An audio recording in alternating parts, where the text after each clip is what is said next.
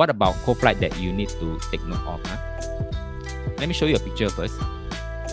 There are many patterns of cove light, but generally most of it comes in this manner.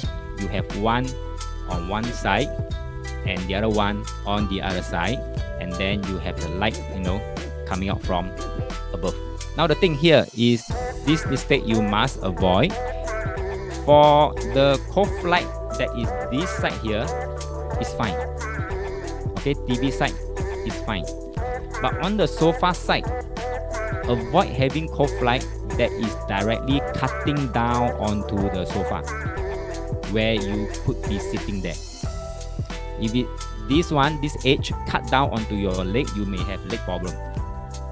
If you cut down onto your head, you may have issues with the head. For example, migraine. For example, pressure. For example, head injury. So you avoid having cove light panel like this directly above where you sit.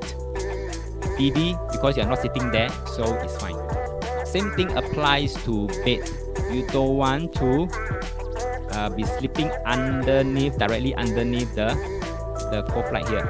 Wherever you are, avoid having some structure like this directly above your head or above your body.